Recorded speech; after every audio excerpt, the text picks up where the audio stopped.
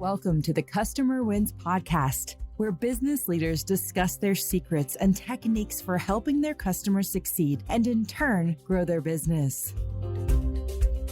Hi, I'm Rich Walker, the host of the Customer Wins, where I talk to business leaders about how they help their customers win and how their focus on customer experience leads to growth. Some of our past guests have included Chuck Fala of Sovereign Wealth, Shabana Nathu of Navigo Wealth Management, and Cody Foster of Advisors Excel. Today, I'm excited to speak with Jen Goldman, founder of My Virtual COO. And today's episode is brought to you by Quick, the leader in enterprise forms processing. When your business relies upon processing forms, don't waste your team's valuable time reviewing the forms. Instead, get Quick. Using our Form Extract API, simply submit your completed forms and get back clean, context-rich data that is 99.9% accurate. Visit quickforms.com to get started. All right, before I introduce today's guest, I have to give a huge thank you to Mike Betts of Summit Wealth Systems for referring me to Jen. You can hear more about Summit on a previous episode of this podcast with Reed Colley, or go check out their website at summitwealth.io. All right, I'm really excited to talk to Jen. Jen Goldman is a business operations transformer and a C-suite ops trainer. And she has been guiding and transforming thousands of businesses' operations for over 20 years. Her company's mission is to help 3 to 50 employee businesses scale up with less stress, less struggle, and less missteps so they can help more consumers support their community and give to those in need. Jen, welcome to the Customer Wins. Hey, thanks for having me. So if you haven't heard this podcast before, I talk with business leaders about what they're doing to help their customers win, how they've built and deliver a great customer experience, and the challenges to growing their own company. Jen, we want to understand your business better. How does your company help people? So we actually work with the businesses to make their client experience better. I love it. So you're looking at companies who are saying to themselves, how do I give my customers a better experience? Or do they come to you with a different problem first and you turn it to that? They always come with a different problem. In fact, they come with a few problems. So when they come to us, usually they're either growing so fast that their infrastructure can't handle the growth, or on the flip, they have more stagnation because they don't feel all buttoned up and put together, right? So either way, quite frankly, their client experience is hurting.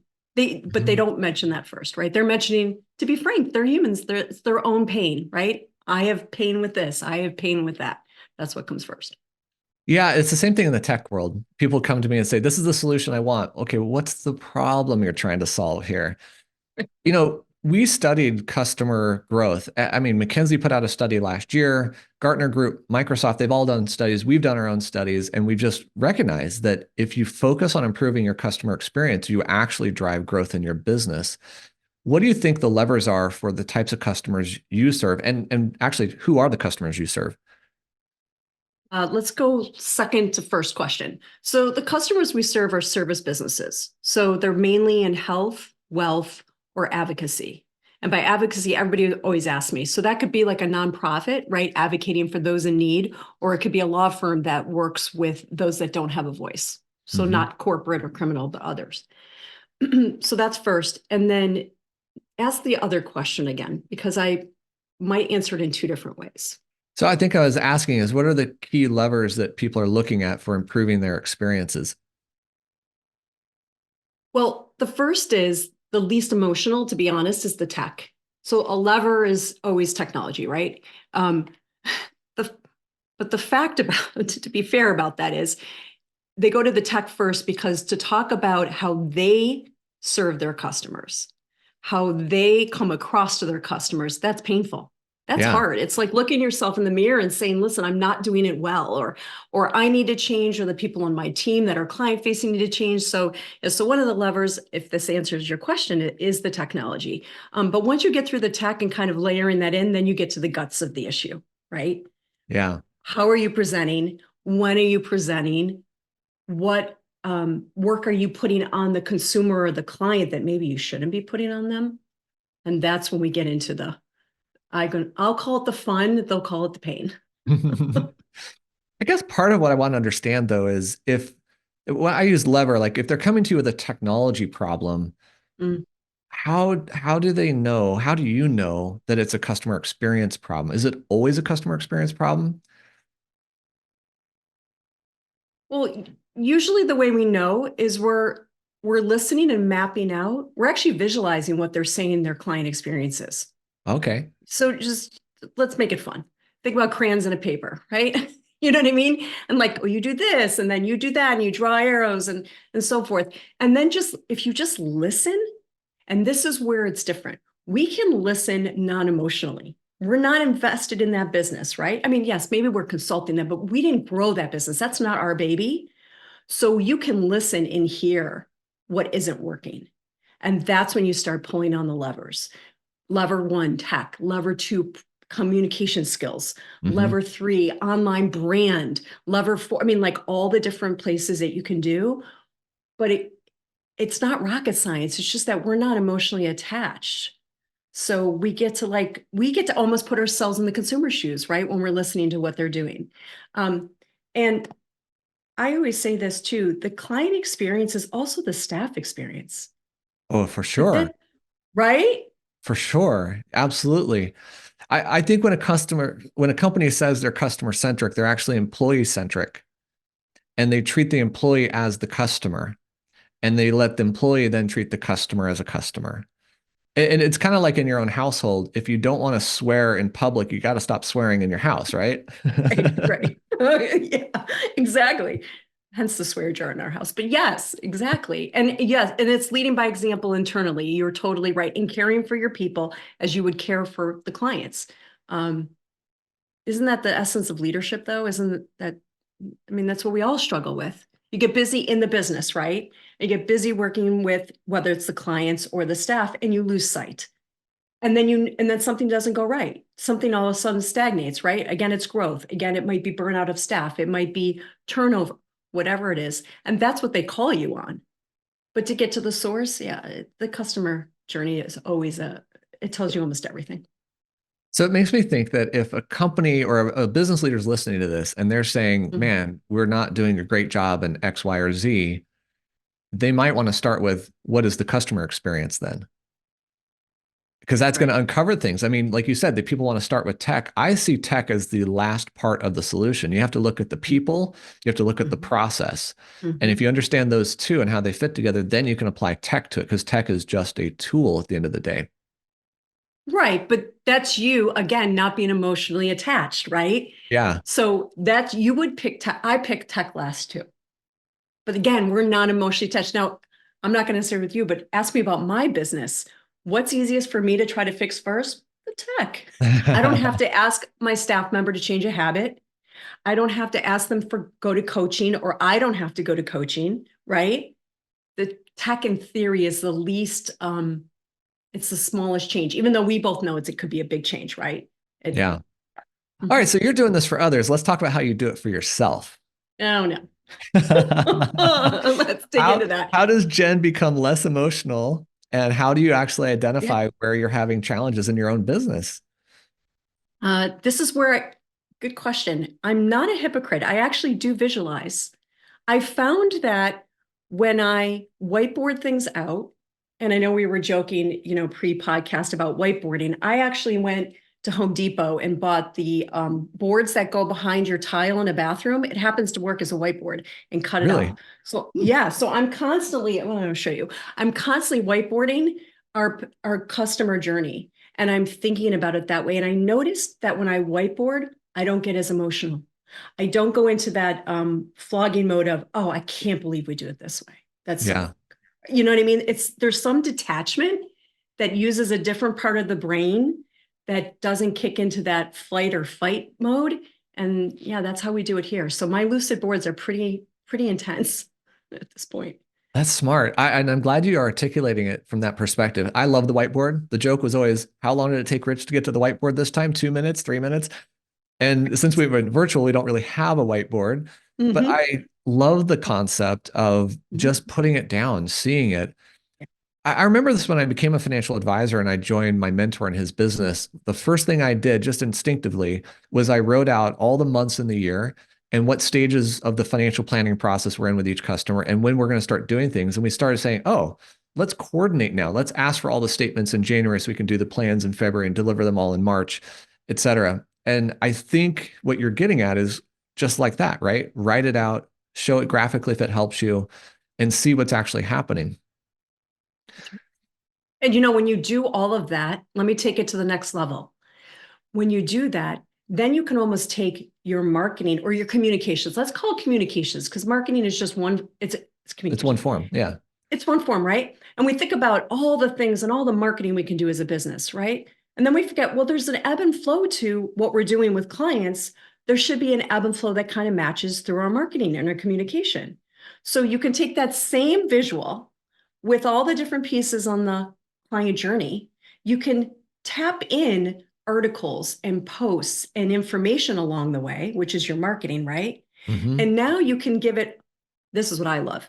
You can give it to a newer staff member and say, this is part of our purpose. This is what we do. And talk about how powerful of a training up type of, method that is. It's just, I don't know. To me, it's exciting. I know I'm geeking out on this stuff, but it's just mind blowing, because then they feel that purpose. Then they go in front of the client feeling more engaged, more empowered. And what does that do? I think we all know this. When we're happy and we're delivering services to a client or consumer, they feel that happiness. And what do? They refer. So you said something really smart here I want to point out for everybody who maybe not have caught it. Simply by articulating it to your team member, this is not just the process, this is the purpose, that we're trying to build a better experience, they feel more engaged with it. That's what I'm hearing. Right. I love that, Jen, because it is hard to get your team on board with new initiatives. Let me ask a slightly different question around this. Do you have customers who don't believe customer experience is the solution? They really think it's the tech or the process or the new team member or the mistakes they're making. Do you have to overcome that? It's funny you ask. I'm rattling through my Rolodex in my head. I don't think we attract that type of owner. Our owners are givers. I'm a giver, so maybe there's a bias unto itself, right?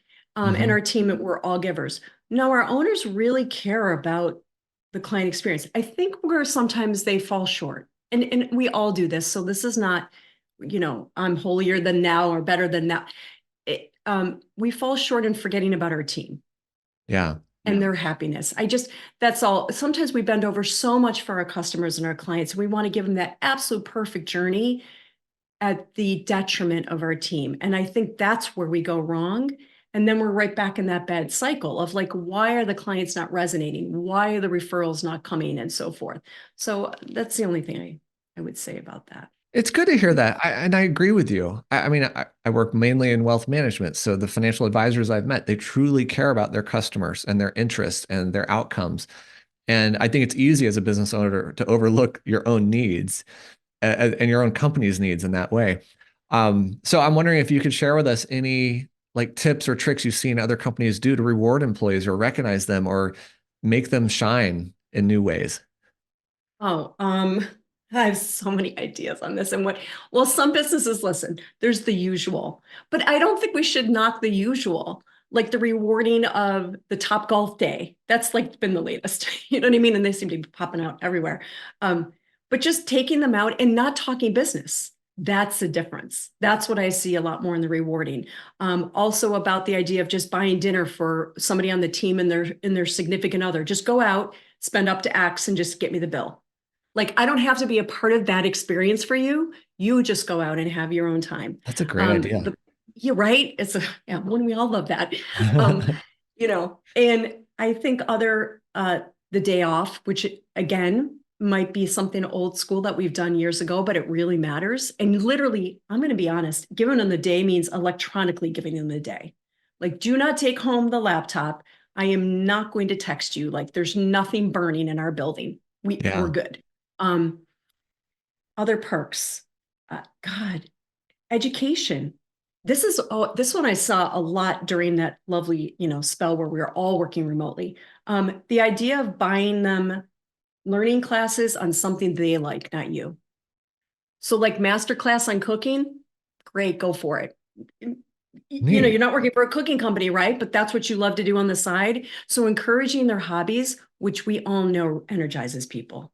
This idea of like having something else to look forward to and something else to do with your brain. So that's a big one. I'm so We glad I actually asked give, you. oh, Because I mean, so many of my peers who are CEOs of various types of companies, they struggle with this. Like, well, what should we do to recognize people?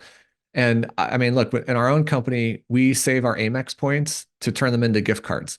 And we give out random gift cards for exceptional behaviors. mhm, And that's just a nice reward. We try to make it public so everybody sees it and they see mhm. that incentive. And that's just, it's trivial, right? But it's meaningful at the same time. It's hugely meaningful. I mean, I don't know about you. Listen, we have good lives. I would hope, right? But if somebody even gives me a $10 coffee card, I'm like thinking it's the best when I go get the coffee. Like, I don't know. I think that sometimes we think it has to be monetarily large or something massive. Being seen is all that people are asking for. They just want to be seen. And so acknowledging that and seeing them like that, I just think is awesome. And here's the thing, and maybe this comment will make more work for some CEOs. And I get that. But why don't you ask them what they'd like? Hmm. Like, stop guessing. I mean, like, there's these tools out there. I don't know, these great apps or whatever, fringe benefit. There's so many different ones, but like, just give them a dollar amount and let them figure it out, right? Whether it's give to a charity or it's give to themselves. Yeah. Spa day. Who cares? That's Yeah. actually one of the things I love about gift cards because we'll just say, which one do you want? And Amex has tons and tons to choose from, right? Including cash, basically, if that's what they wanted. I'll tell you just a fun story. Recently, I think a very rare thing happened. Somebody on my team stepped up on a Sunday or a Saturday to fix a problem for a customer who was trying to go live. And of course, I was rewarding that behavior. I was so grateful they could step in and solve the problem because I was the first to see the request, like, hey, help, help. And then the customer turned around and said, we are so, so grateful. We want to send your employee a gift card. I've never had a customer do that. It was so astounding and just amazing. And of course, she's super happy about it. The whole team is excited about it. Nobody feels like they were slighted because she got the card. She did the work, but she Yeah. made us all, as a company, she made us all look amazing to that customer. So yeah, I'm glad I asked you this question. If you have any other ideas, throw them out there. Yeah, no, but you know what? That person that did that for your person probably had that done for them. And that's the whole point. Like, it's just this whole idea of the pay it forward, right? Or to give it forward, forget the pay, Yeah. to give it forward. So yeah, no, there's so many little nuggets. And I think it's just like when we used to go to conferences, I'm like, oh my God, I have like 20 million ideas. What, give me one to take back. And, I do think as running a business, we have to pick one or two or three. I think the secret behind the science is three major initiatives a quarter. That's about all you can bear, and put down the purpose for them. Like, if I could give another little nugget, Yeah, please. um, we always talk about celebrating wins and we forget to do that, right? Like, we're just so busy for the next. How about just writing down the purpose of doing something? Like, when you ask somebody could you please do X? How about write, and this is why? Just add it.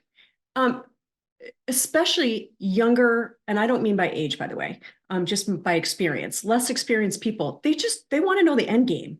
Even Hmm. if they don't totally understand it, just respect them enough to explain that. That is hugely beneficial because that's what we see a ton of times too. That businesses come and say, well, I have these 20 things I need to do. And I'm like, why? Why? I feel like the 4-year-old, you know what I mean? But you can't answer why, you shouldn't be doing it. I think what you're pointing at is something that's kind of coming to me is that the difference between being an authoritarian leader and a collaborative leader is being able to say why we're doing it. Because if you're not, you're just saying, do this, do this, do this, instead of let's bring it together. I struggled with this because I asked, okay, how do my engineers who develop the software have any impact on revenue? Oh my gosh, they have impact on revenue. Are you kidding? They have impact because when we have fewer bugs, we have a better experience for our customer, right? When we have more bugs, we have more people turned off, and then word of mouth goes down and sales can go down. And that's just one example of somebody in my team having an impact. Let me ask you a really hard question, Jen, and I apologize for putting you on the spot here because I'm not sure what the answer would be if you asked me this question. So let's collaborate and think through this. What made you a giver? Is it innate? Was it born, or did you learn Mm. skills? Can other people be givers? You know what? It's not a hard question for me, and I'll tell you why.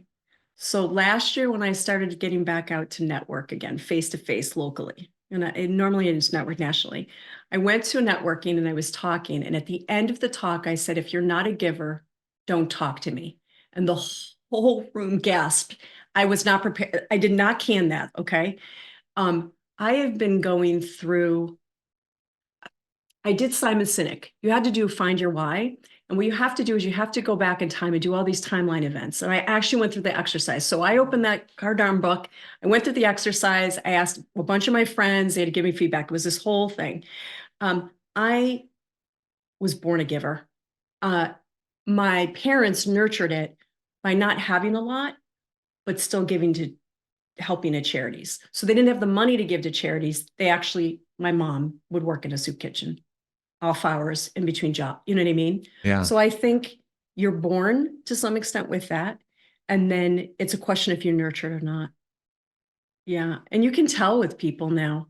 Like now that I'm aware how much I care about that, I can tell in a conversation. Oh yeah. It's whether they ask you a question Don't you about think? yourself, right? That's right. Like think about when you're networking, right? And they just talk about themselves the whole time. Now there's two sets of people. One is they're nervous for Mhm. whatever reason, right? And they're babbling. But then the other is they're just all into themselves. Isn't it the biggest? I don't like to complain, but if I could have people learn one communication skill, it would be to ask questions that matter to other people. Everybody loves to talk about themselves, but you should only do that when somebody's asking you about yourself. Right. And don't you think you learn so much more from other people and asking them about them? Oh, amazingly. Yeah. Like the nuggets you can get from that are phenomenal. They're phenomenal. And that's the lasting impression that people walk away with. I don't know. Yeah, that's a great, I did struggle with it. I did think for a while that being a giver was something we could nurture. And I'm of the age now where I'm done thinking that. No, that's fair. That's fair. But you made I me mean, realize, they're already, I don't mean to say you can't nurture it, but they have to have it in them. If, yeah, yeah. I yeah. think well, look, anybody who wants to change has to have the desire to change first. Um, but when you were answering your question, it made me kind of realize why I'm a giver, because that's who I am. I've always been that way, but I haven't always been that way. I learned it through survival. I learned it because I moved every year of my life. I moved 33 times now, and I'd go to a new school. And one of the things I found out is that people like themselves the most. So if you can be like them, then they'll like you. So to learn who they are, you have to ask these questions, but then you also have to give to them in certain ways. Yes. So I think I learned it just by survival mode, but I also believe that you can adopt it and learn to do more of it if you recognize it as a methodology for success. And I do think it's a great lead in for success. It is. But you have to do it. I'm going to use the wrong word. My dad, you have to do it for the right reasons. I was going to use that big 10-cent word that I can't say. Yeah, because people will see through it at some point. The people that you care about, the people that inspire you or you want to be inspired by, they will see through it. So Yeah. it has to be real and genuine. Yeah.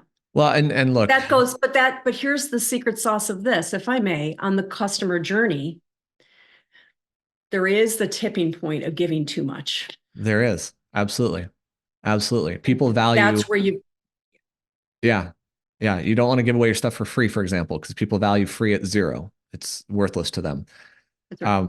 So yeah, it ultimately it's an awareness and a conscientious behavior. And I don't want people to think that giving means you give gifts or you give out Mm. monetary things. It's Mm-mm. honestly, it's just your time, it's your interest, it's your ability to engage with people. That's a huge gift. That's a great way to give to others. But I also think behind that is you have to have a desire, I should say, no expectation of getting back.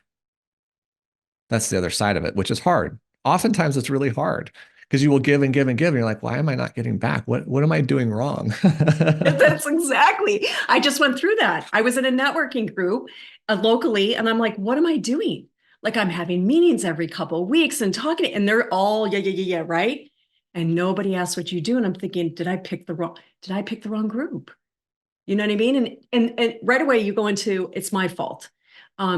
this is where that emotion and separating, you got to just separate. It's like, let it go. Just let it go. You know what I mean? So maybe it might have been not the right move.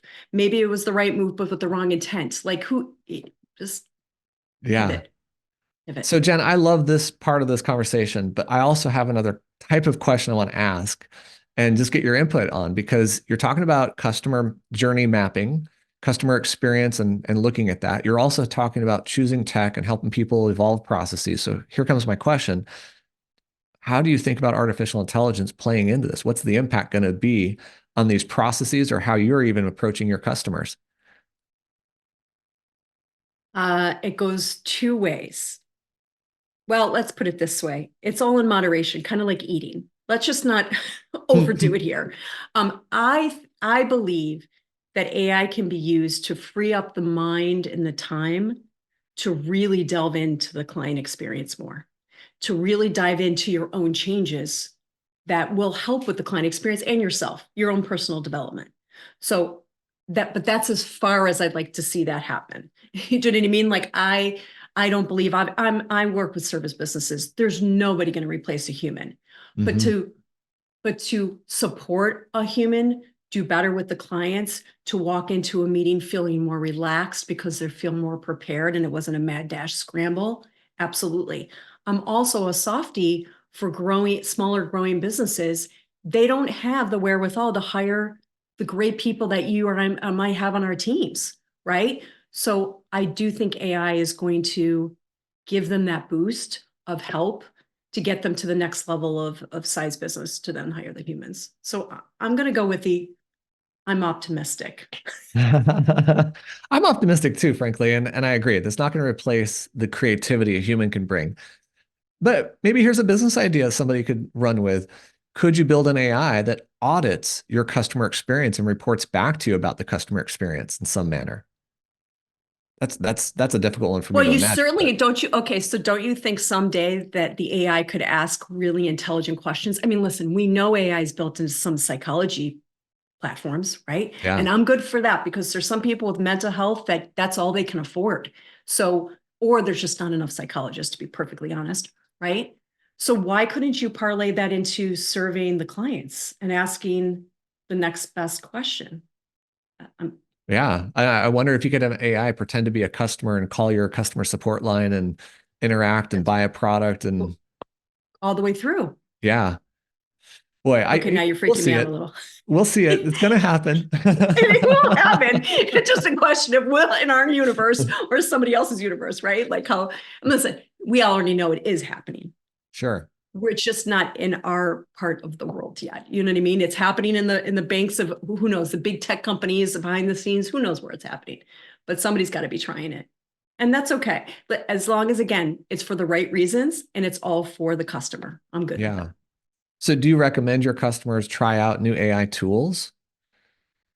Well, I mean, I use one, not today, but listening to all my calls. Like I used AI when I thought I was talking too much and I was too negative because we're all about change. So I put an AI bot into my Zoom calls to tell me if I was positive and shut up often enough. I So like that. yeah, I I like that. absolutely, absolutely. And from there, I panned into taking notes and then summarizing. I don't use any of that. I use a sentiment and make sure I don't talk too much. I absolutely do recommend it. I also tell my businesses, don't go nuts about it. Like don't go to the fear side because this is where they can go. But just listen, keep an ear on this and what's going on, and take it in bite-sized pieces. Yeah. I actually had an AI analyze, I don't know if it was my podcast or phone calls I had, tell me how many filler words I'm using and what filler words I use the Yeah, most. yeah. Because as a public speaker, you've got to eliminate the basically and like like my son did his and I'm listening, like. I'm like, oh my God, are we back to Valley Girls? So how'd you do? Did it come out okay? I was super happy with the results. I had three filler words, which I already knew what they were, and they were used like three times, four times. And that wasn't a 30-minute conversation, so that's fine. I was Yeah, okay with that's that. great. So wasn't that worth it, right? A great use of AI, props you up, lets you know, and now you're free to do what you know what I mean? You're not going to critique yourself on that Yeah, anymore. exactly. Yeah, that's a Less positive. Yeah. self-conscious about it. Yeah. Yeah, that's so funny. That's funny. Yeah. Jen, I love talking to you about all this stuff. We're gonna have to wrap it up, and I have another question for you. But before I ask it, what's the best way for people to find and connect with you? LinkedIn. You can actually put in my name, Jennifer Goldman, and I think you're going to find me right away. I think I find you as just Jen Goldman immediately as well. Yeah. Yeah, you're findable. That's great. Yeah. All right. Well, go find Jen on LinkedIn. All right. Here's my last question. Who has had the biggest impact on your leadership style or how you approach your role today? In the last year or over my life? However you want to answer it. Ooh, I'm going to have to give some serious credit to my coach. So just as I guide businesses, I have a guide. And Jerome, you know who you are. Jerome Myers has been, he caught me in an interesting spot at a conference that you and I know, and has really shifted my mind around the value prop. So we talked about it earlier about being a giver and when to stop, when to value your time and know what it's worth. And so that's my shout out to Jerome. Thanks for letting me say that, actually, because he's been great. It's awesome to hear that, because here you are, the virtual COO to other people, the coach, the guide, and you're drinking your own Kool-Aid. You have your own coach to make yourself better. That is smart. I love it. Thank you. Absolutely. I don't know how people can do it without somebody. I don't know how I maybe that's just it. That's in them, right? In the end. But you know what? Whether it's a coach that's paid or a mentor or somebody, it's surround yourself by people that are better than you. Somebody just said it the other day. I think it was Mel Robbins, and she said, you are the average of the 5 people you hang out the most with. And just keep that in mind. That's your coach, right? That's the essence of. It is. It is. I know the difference in paying somebody or not. You have to have somebody in your life, peer group, join a group that can help you, et cetera. So I totally value that. Yeah. All right. I want to give a huge thank you to Jen Goldman, founder of My Virtual CEO, for being on this episode of The Customer Wins.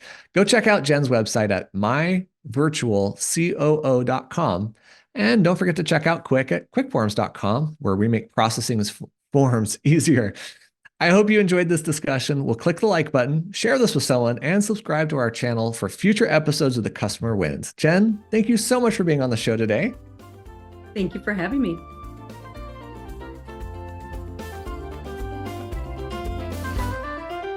Thanks for listening to the Customer Wins podcast. We'll see you again next time, and be sure to click subscribe to get future episodes.